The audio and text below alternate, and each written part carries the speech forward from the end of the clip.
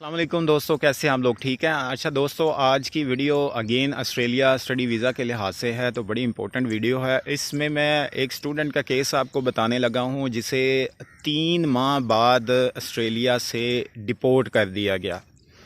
تو ویڈیو بڑی زیادہ امپورٹنٹ ہے، خاص کر کے ان لوگوں کے لیے جنہوں نے ویزا اپلائی کرنا ہے ابھی آسٹریلیا کے لیے اسٹڈی ویزا، تو ان کے لیے یہ لازمی دھیان میں رکھنا ہے انہیں کہ کیا وجہ بنی کہ 3 ماہ آسٹریلیا میں رہنے کے بعد ایک اسٹوڈنٹ وہاں پہ اسٹڈی بھی 3 ماہ کر چکا تھا، وہاں پہ اچھا خاصا کام بھی کر رہا تھا، ارننگ بھی کر رہا تھا، پھر بھی اسے ڈپورٹ کر دیا گیا۔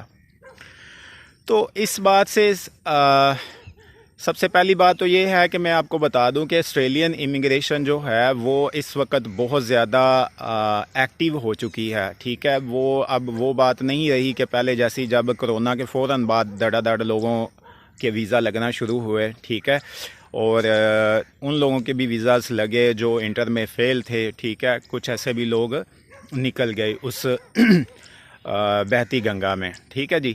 اچھا، اب آسٹریلین امیگریشن کیونکہ اب ان کا نارملی کوٹا جو ہے وہ کمپلیٹ ہو چکا ہے، جتنے اسٹوڈنٹس انہوں نے لینے تھے اب وہ لے چکے ہیں، تو اب کچھ کہہ لیں کہ ایک فلو کے ساتھ اب وہ اسٹوڈنٹس لیں گے، ان کا کہہ لیں کہ پہلے سے نمبرز کم کر دیے گئے ہیں، تو جس کی وجہ سے ابھی وہ امیگریشن والے بہت زیادہ نئے نئے رولز لے کے آ رہے ہیں، بہت زیادہ سختیاں کر رہے ہیں۔ تو وہ اسٹوڈنٹ کا میں آپ کو بتاتا ہوں کہ وہ اسٹوڈنٹ کیوں ڈپورٹ ہوا، ٹھیک ہے؟ اب اس اسٹوڈنٹ نے 2 میجر غلطیاں کی تھیں۔ ایک اس نے میجر غلطی کی تھی بینک سٹیٹمنٹ کی، جو سب سے زیادہ سمجھے کہ امپورٹنٹ ہوتی ہے کسی بھی کنٹری کے لیے، بینک سٹیٹمنٹ۔ تو اس نے سمجھ لیں کہ ایک طرح کی فیک بینک سٹیٹمنٹ لگائی تھی۔ اب فیک بینک سٹیٹمنٹ کیسے اس نے لگا لی؟ اس نے فیک بینک سٹیٹمنٹ اس طرح سے لگائی کہ اس نے وہ ساہیوال یا وہاڑی سائڈ کا لڑکا تھا، تو اس نے وہاں پہ کسی بینک مینیجر کے ساتھ پیچ اپ کیا ہوا تھا، ٹھیک ہے؟ تو بینک مینیجر کو اللہ جانتا ہے کہ اس نے کتنے پیسے دیے ہیں۔ تو اس بینک اصل میں جب ویریفیکیشن کے لیے ایمبیسی والے ویریفیکیشن کے لیے ای میل بھیجتے ہیں، تو وہ ای میل وہ جس برانچ میں آپ کا اکاؤنٹ ہوتا ہے نا، اس برانچ کے مینیجر کے پاس آتی ہے، وہ ویریفائی کرتا ہے کہ یہ جتنا بیلنس ہے، ایمبیسی والے پوچھتے ہیں کہ یہ بیلنس اتنا اس بندے کے اکاؤنٹ میں موجود ہے، تو بینک مینیجر ان کو رپلائی کرتا ہے ہاں جی موجود ہے، ٹھیک ہے؟ نہ ہو تو وہ کہتا ہے نہیں ہے۔ لیکن اس بندے نے، کیونکہ بینک مینیجر نے پیسے لیے ہوئے تھے، ٹھیک ہے، تو ان کا آپس میں پیچ اپ بن گیا، ٹھیک ہے جی۔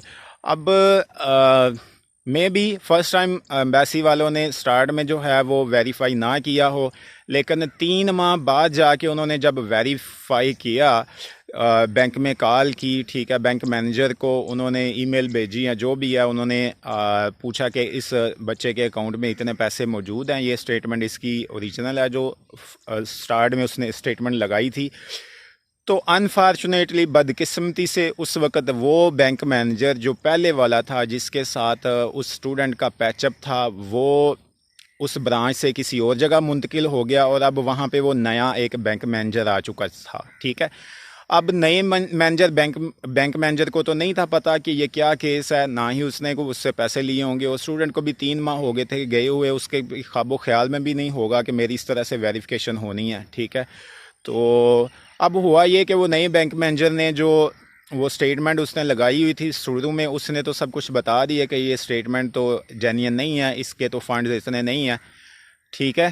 ایک یہ وجہ اس کی بنی ڈپورٹ ہونے کی، اور دوسری وجہ بڑی کیا تھی کہ اس اسٹوڈنٹ نے ایک ایکسپیرینس لیٹر بھی لگایا ہوا تھا اپنا گیپ کلیئر کرنے کے لیے، ٹھیک ہے؟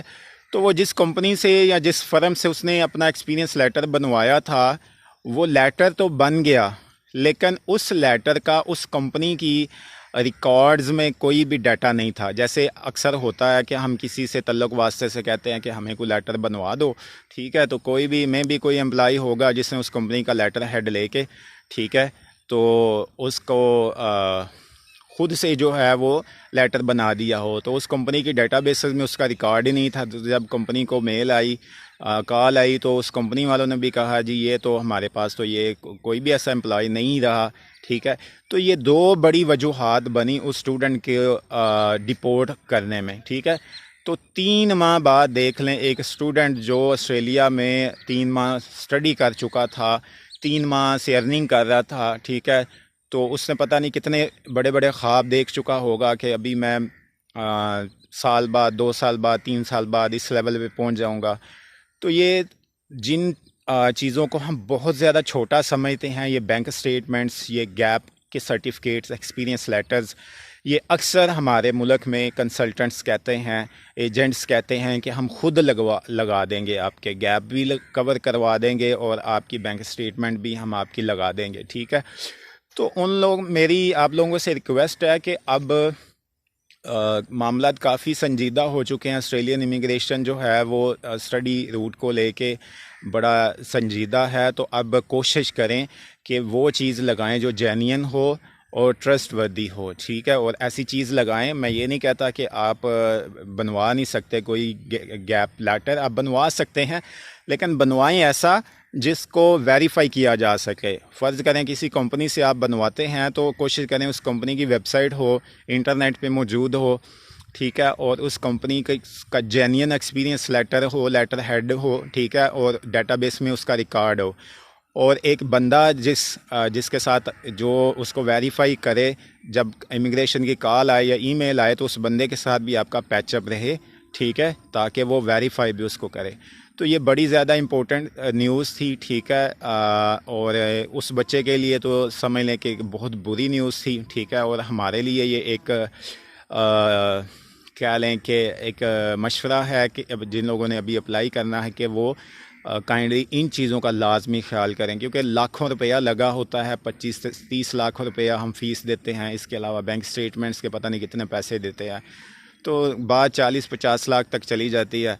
तो पैसा जो है वो पैसा तो लगना ही लगना है, लेकिन पैसा फिर उस सेंस में लगाएं कि वो ज़ाया ना हो, ठीक है, उसकी कोई वैल्यू बने, ठीक है जी। अस्सलाम वालेकुम।